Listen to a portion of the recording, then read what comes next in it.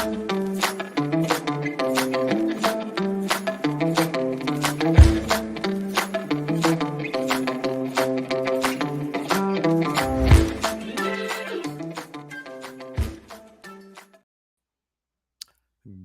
afternoon or good morning, depending on where you're joining me from. Beautiful Saturday out there. Kentucky Derby Saturday. We're going to focus more on the better kind of horse racing, harness racing, of course. But you got to acknowledge that, the fine folks in Kentucky are going to put on a good one later today. I'm Trey Colbeck. We got Ace behind the scenes working the keyboard. Got a lot of things to talk about. Like I said, Kentucky Derby Saturday seems like a perfect day to throw a lot of horse racing, other horse racing action on there.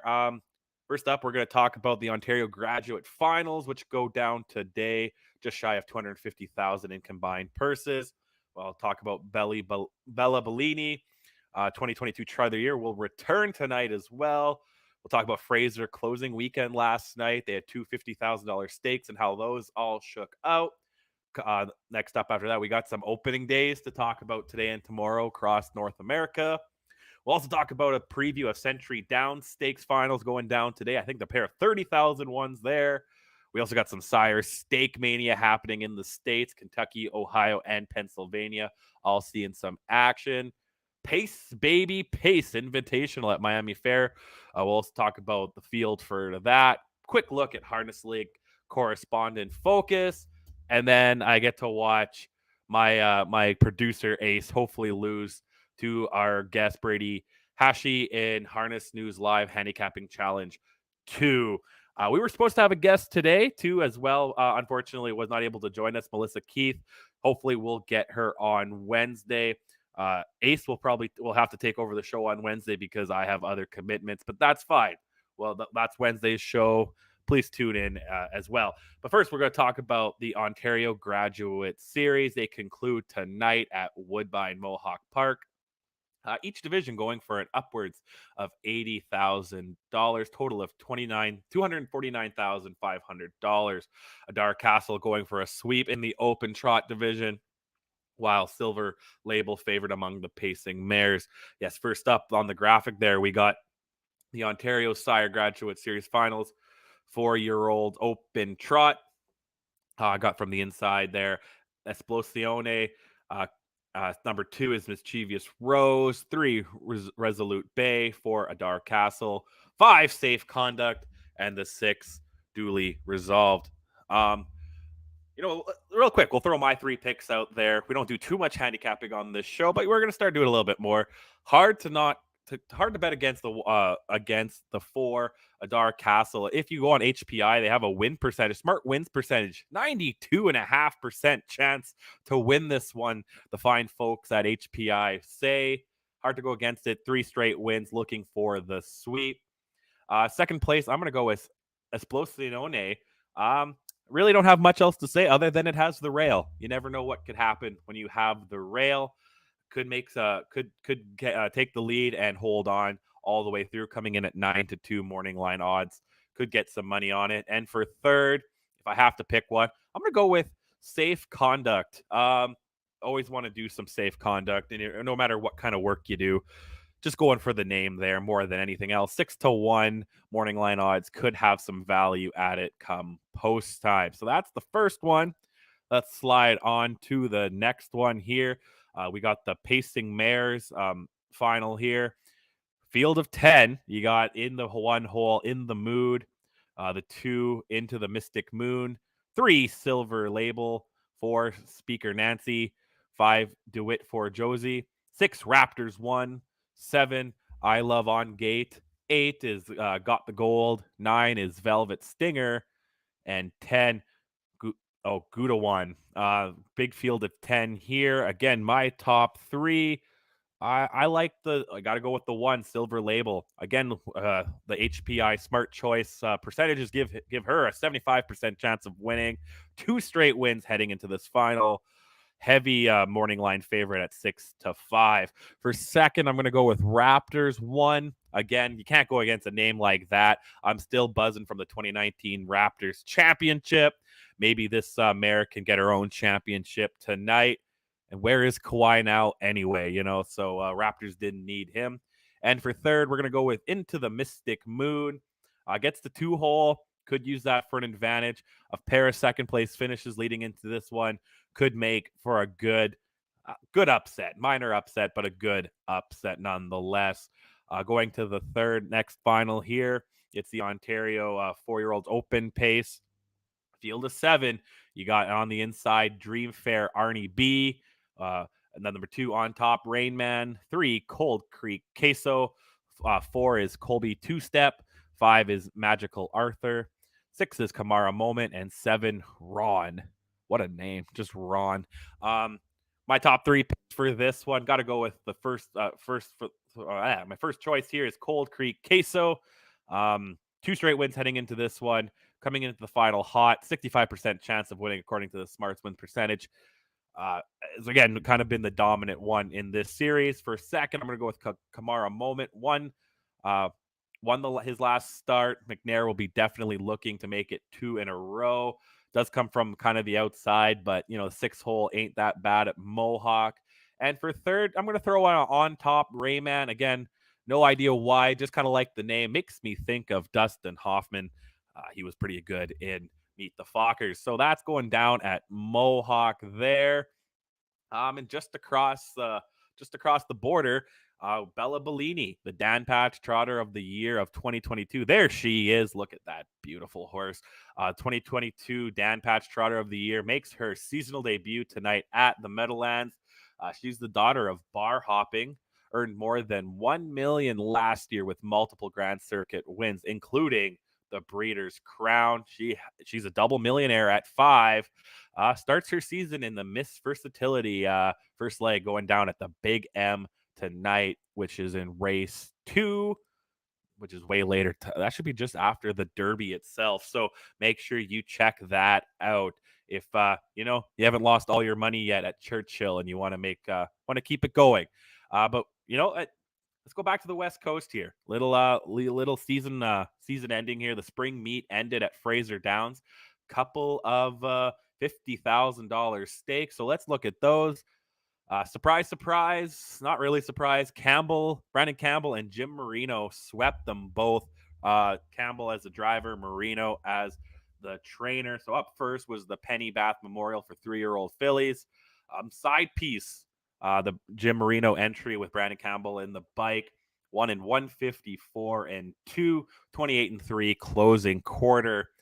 This horse, now 6 digits in earning for side piece. She won the Betty Milbank Memorial Final last year and is now 6 for 8 lifetime.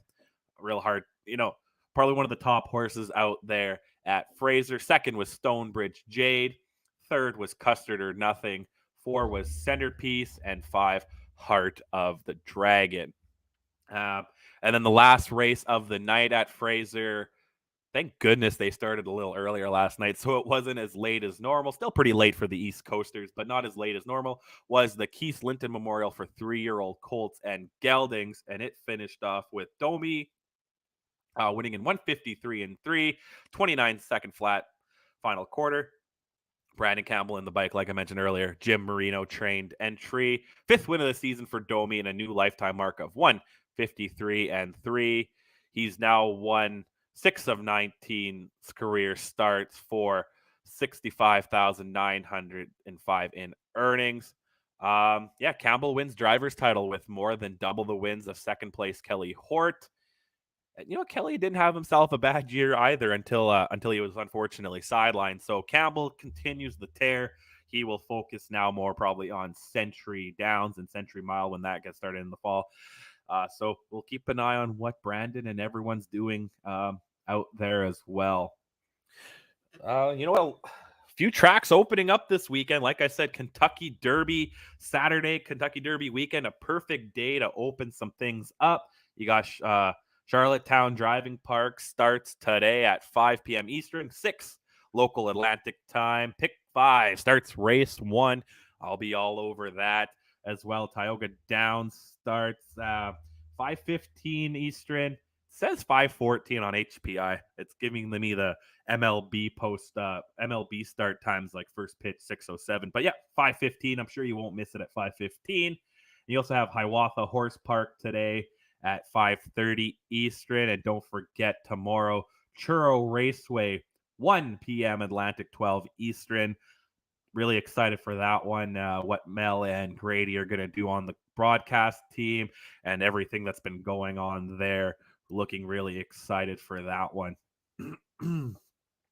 We also have a pair of stake finals going down at Century, $30,000 ones today. And here's a little brief, my brief picks on this one. First, you got the Bev Sears Memorial for 4-year-old mares final. You got a field of 9. You got Outlaw What If CC in the 1 hole. 2 Gray C. 3 is Outlaw Kiss My Class. 4 is Dial 'em Up.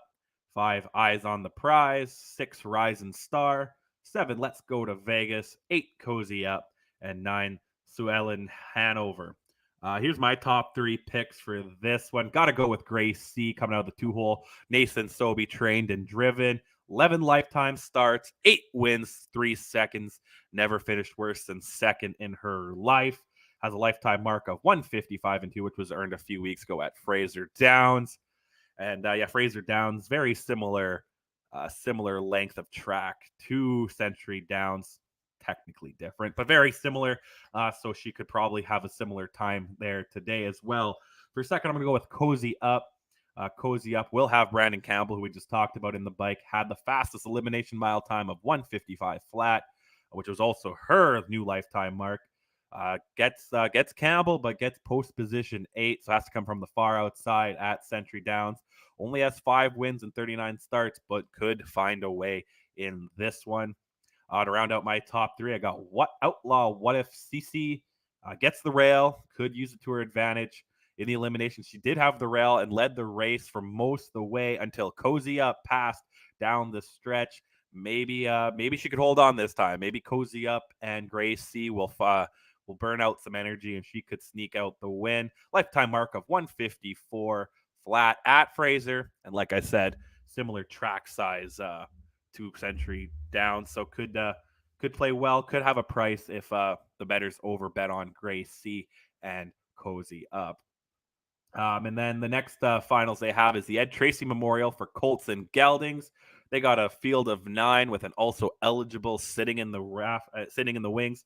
You first got in the inside Kill a Dragon, 2 Coyote, 3 Herd Immunity, 4 Grampian Road, 5 Julio Get the Stretch, 6 Outlaw Chippendale, 7 Came a Cavalier, 8 Blast of Sunshine, 9 Light My Shadow, and the also eligible Order 1 to go. So here's my top 3 picks for this one. I have to go with the inside horse, Kill a Dragon.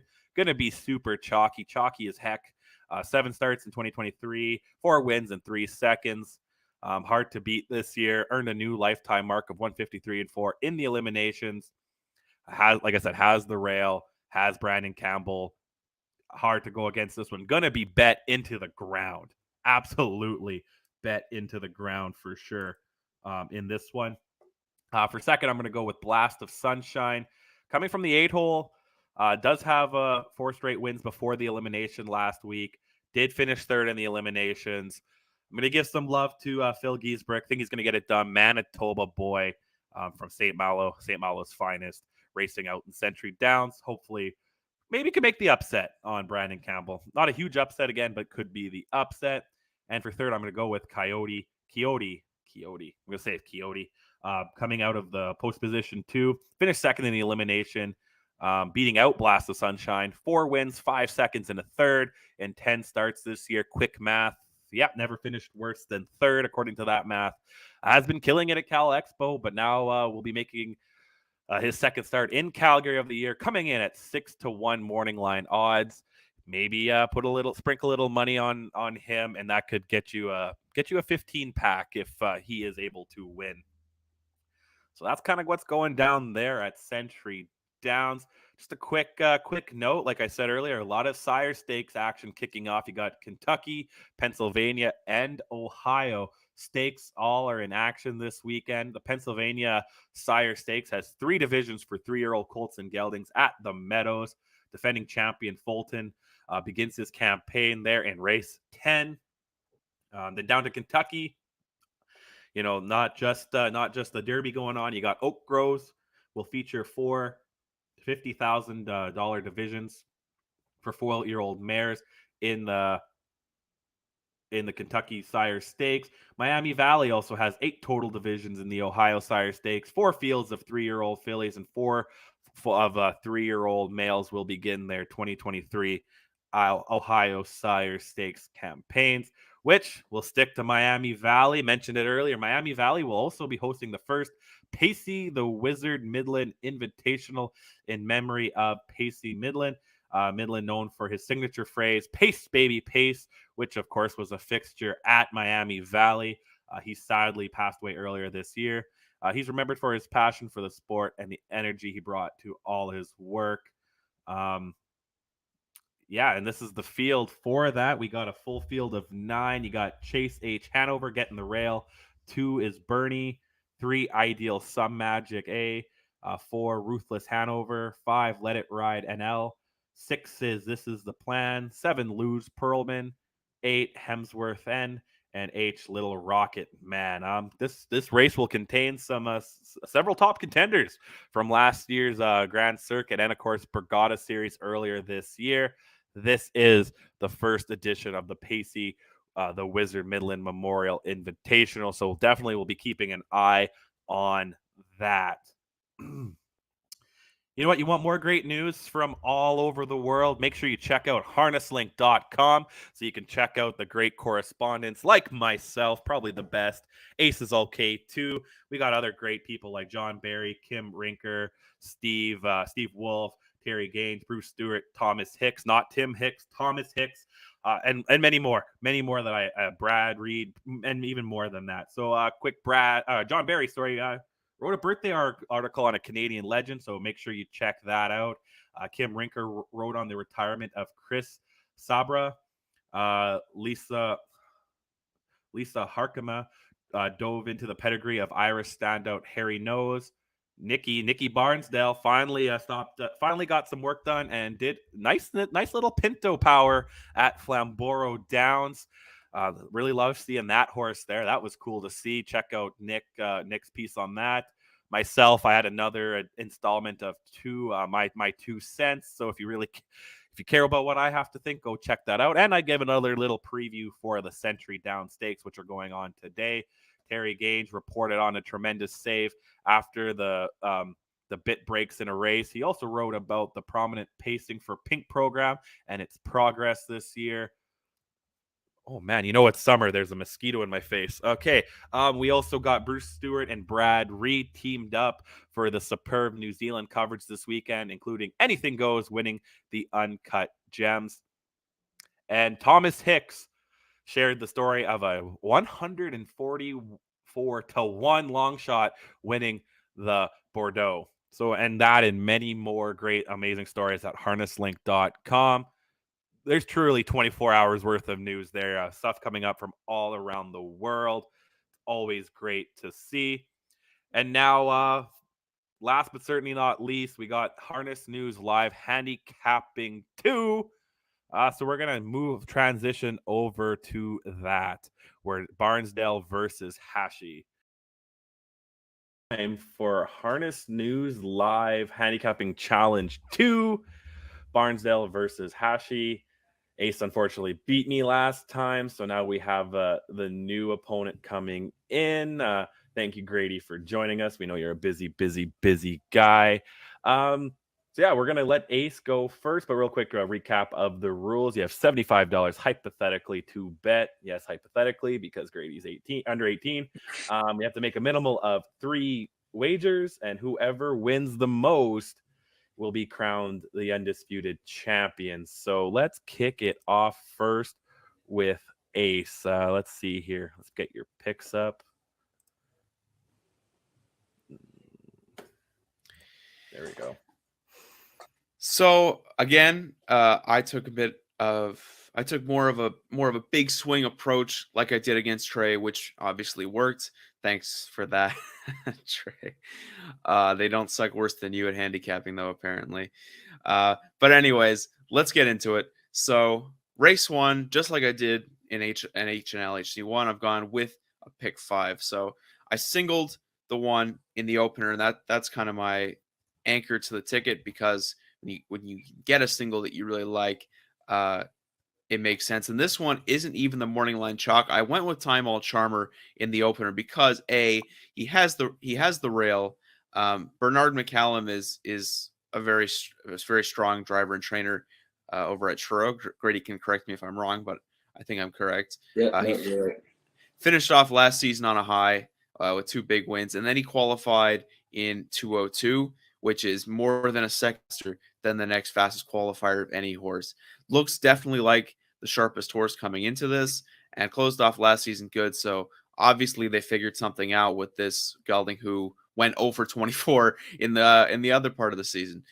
So I think singly Time All Charmer, it is a bit of a shot, especially because there are obviously other good horses in the field. But I just think from the rail, coming in off the best qualifier, it's a good one to take a swing on. So I'm singling Time All Charmer in the first leg. Then I'm going with Rise and Horizon and Dusty Lane Sebastian in the second. I've also failed to mention that I do have $10 to win on Time All Charmer in the opener. And that's going to be, so he is a good portion of my outlay.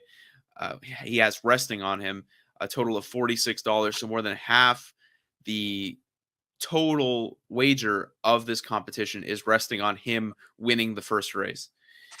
Race 2, I got $5 to win on the 4, Dusty Lane Sebastian. My thoughts are, again, he had the sharpest qualifier, 159, and won on April 23rd over at Truro. Ernie Laffin, one of the best drivers in the Maritimes, and trained by Cam McKeegan, who is also very good as a trainer. He was strong in his qualifier, and he was racing over at Mohawk in Ontario earlier. So he did race more recently. Not that that's that much of a factor, because it's still been 4 months. But I think coming to Truro, he'll be strong. I also threw in Rise and Horizon because I know he's been a strong horse out east. Last season, he was 7 for 33, and he did also qualify quite well, 159 and 4, and Darren Crow is also a capable driver. Then in race 3, in my pick 5, I got the 1, 4, and 6. This is a tough one. Non-winners of 1. I went with the 1, 4, and 6. Saltwater Terror is my first pick because he has the rail. His qualifier wasn't superb, but getting the rail, and obviously I'm sure they didn't push him too hard for that one. And he did come home in 30 and 3, which is decent. The 4 Doppelganger I picked because, again, a good qualifier, also trained and driven and owned by Ernie Laffin, won his qualifier. And June's Boy, who did race in the Atlantic Sire Stakes last season, was 3rd in an A division contest over at Summerside, and he was tied for the best qualifier coming into it. Trained and driven by Paul Langy, another great horseman from the East Coast. So June's Boy, I think, is probably the most likely winner in there, but I'm going 1, 4, and 6. Maybe I can get another price there. Race 4, 4, 7, and 8. Ultimate Twix in the 4th with Darren Crow. His qualifier was good, 203 and 4. Finished second by a neck to Doppelganger, who we saw previously. Then I had Woodmere Clara, post 7, not ideal, but was a stakes filly last season at 2, coming back at 3, and qualified pretty sharply, 202 and 1. Came home in 29 at the end. McDonald, Hall of Fame nominee this year, got beat by the Greek from Ontario, but yeah, she's definitely if anyone get one home from post 7, Claire McDonald can. And then I also threw in Ziggy, who was also in the PEI Colt Stakes last year. Good effort on July 31st, and also qualified well, 202 and 3 in the 8-hole. A trailer. I don't think it's too much of an edge, especially because in the qualifiers, Miramichi Saltwater has been going forward. So hopefully coming up behind the 1, he'll get a forwardly placed spot, hopefully come second over, or maybe even grab the pocket.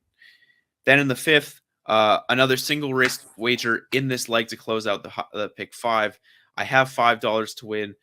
$10 to win on the 3. I'm a Looker 2, who fastest qualifier by a wide margin, 159 and 3 on April 30th, a couple seconds faster than the next fastest horse to qualify. Was a 317 racing mostly in these similar types of conditioned events. So I took a little shot on I'm a Looker 2, And also I had a $2 exactor 3 on top of the 1, 2, 4 little tags, top for a trade, and low bell bruiser. And I have the 1 and the 3 in my pick 5 to close it out. Little tags was that one. Chose little tags because he's been racing in Ontario, still sharp, had a month off, but definitely probably will make a difference coming off a month rather than 5 months. Coming into it, also qualified pretty well, 202 and 4. Didn't qualify, sorry, raced at London in 202 and 4 on March 29th. Then my final bets of the day come in race 7. Hoping to get one home here to ensure I get something on the board. Hopefully I already will have by this point. But I got $4 to 1 of the 1 St. Charles Fireball. He was 0 for 7 this year in Ontario. But again, the main point of this selection is that he is sharp. A lot of these Truro horses have no race fitness coming off 5 months of break. And St. Charles Fireball last raced about 3 weeks ago. So that certainly will make a difference. He's also got trainer George Redison and Ernie Laffin from the rail.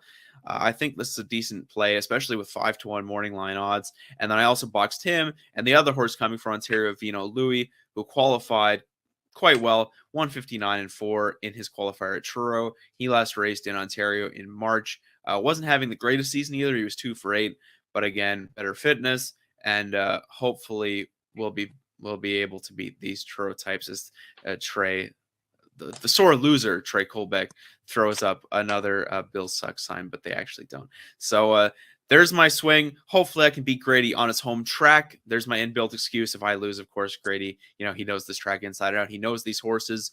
I may have just made a terrible mistake picking one of these, but I guess he's going to let us know. So that's it for me, and I'll hand it over to the challenger.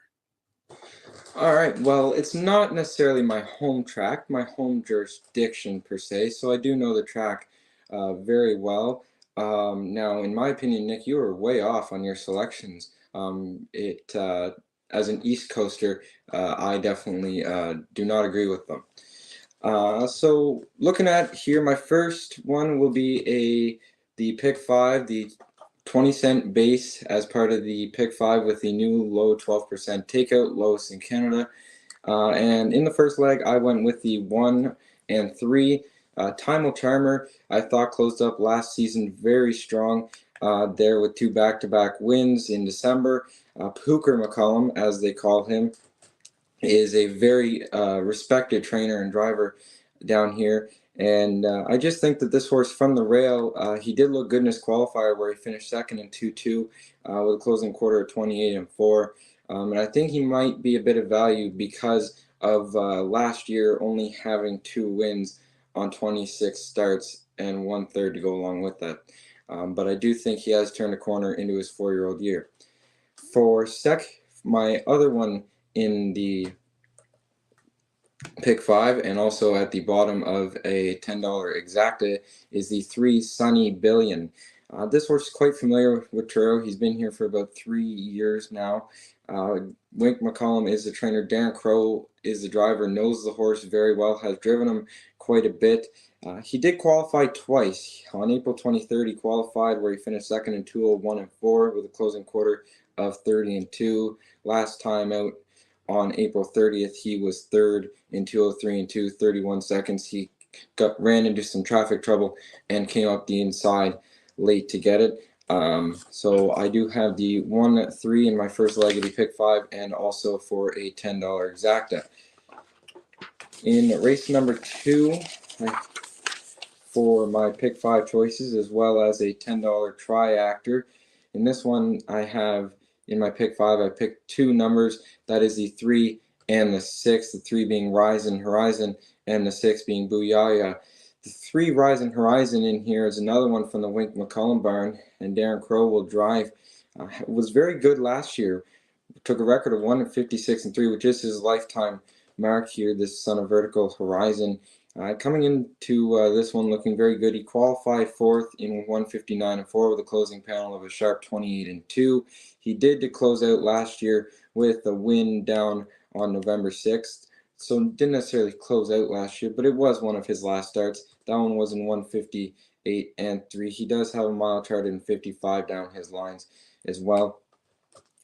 For The 2 spot on my triactor in this one, and also as part of my pick 5, is the 6 Boo Yaya. Paul Landry driving for new trainer Kerry Saunders. This one was on the Atlantic Sire Stakes circuit as a 3-year-old filly all last year and made 20,000 and took a record of 158 and 4 over Inverness. She chased around the best fillies in the Maritimes like the Real Princess all last season, and getting the Paul Angel in the Vike I really like, so I'm using her in the pick 5 and for second on my triactor.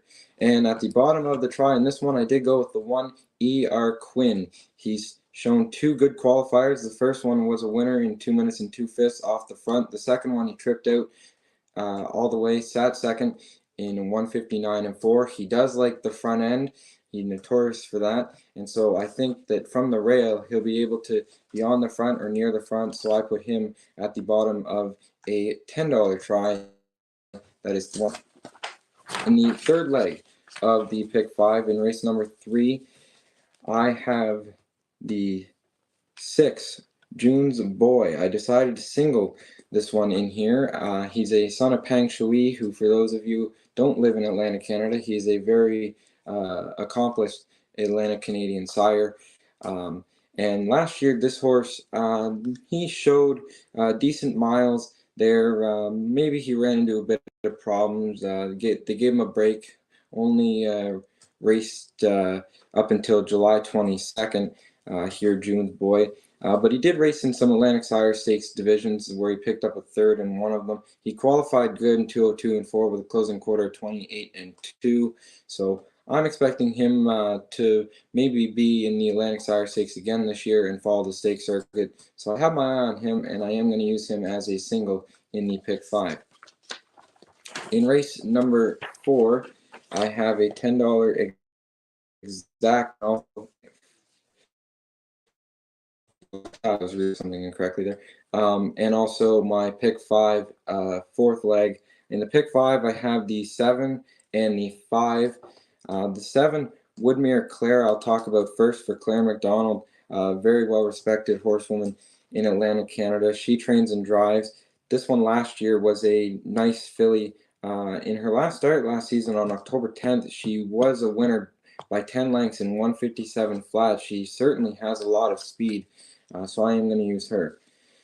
And the 5, Run for the Money, has Todd Trite, who is a very good driver, and this very familiar with this horse. This one followed the stakes circuit last year in Atlantic Canada as a 2-year-old filly. I took notice of her last year back on September 3rd, where she weaved through traffic to finish second, only beaten in the nose in a stake race at Exhibition Park Raceway in St. John.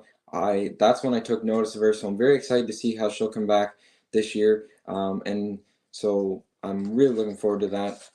And she's also my $5 win ticket in this one as well. And in the last leg of the pick 5, I went with the 1 and the 8, and they're also part of the pick 4, which is races 5 through 8. The one Little Tag is coming in from Ontario for the Hubtown Horse Owners Club. If you followed Truro Raceway on social media, where they've been putting up updates for his owners as part of Hubtown Horse Owners Club, this horse has trained fantastic since coming to Atlantic Canada. I believe he has trained in 57 and 4, if I'm not mistaken, and he's really looking really strong and does get the rail, so I expect him to leave and get position early. So I'm putting him as part of my pick 5 and also my pick 4. And another one on my ticket in here will be the 8 Rusty Riley. The 8 is now the trailing post, so being able to follow some speed on the inside will certainly help. So that's why I'm going to put him in my pick 5 as well. But also this horse is 12 years old and has broken his lifetime record in both of the last 2 seasons. So he certainly does not get worse with age. He gets better. So I'm going to look for him to trip out, and maybe he'll get on by Little Tags in the lane. But so 1, 8 are my last leg of the pick 5 picks, and also the first leg of the pick 4. In race 6, I went with a $10 exacta, And also in the second leg of the pick 4, I singled the 1. The General's Pride for Todd Trites and trainer George Renison. They have a very strong barn, and this one definitely gets along with this 5,000 claiming classes. Last year, she did rattle off 2 wins in a row with Todd Trites in the bike. So she likes the driver. She likes the class. I'm going to put her on top in there, the General's Pride. And for the second, I did go with it, as he is part of my exactor, and also, but he is not part of my pick 4 ticket. I had to double check there. Gets Ernie Laffin, very familiar driver, and he's very familiar with this class and a good post in the short 6-horse field. He should be able to follow along and finish second right behind the General's Pride, hopefully.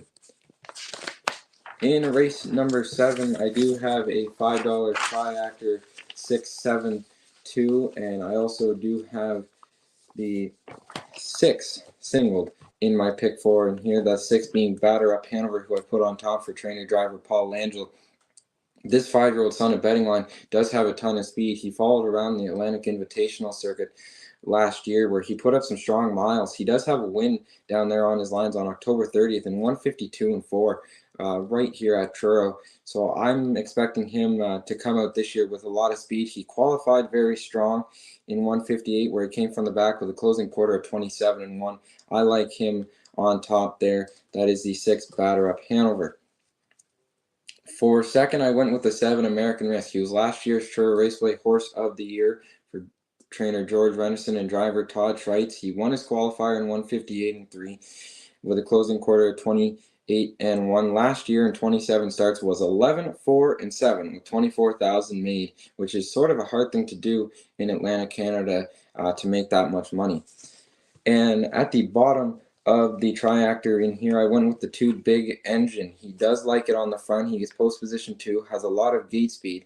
He showed some good miles down his lines last year and a lot of consistency later in the year, and does have a win in 57.4 taken at Truro last year. I expect him to leave out, and I think he might be a bit of a value play. He's 9-2 on the morning line, so I think that may be some value on top on the bottom of my Triactor.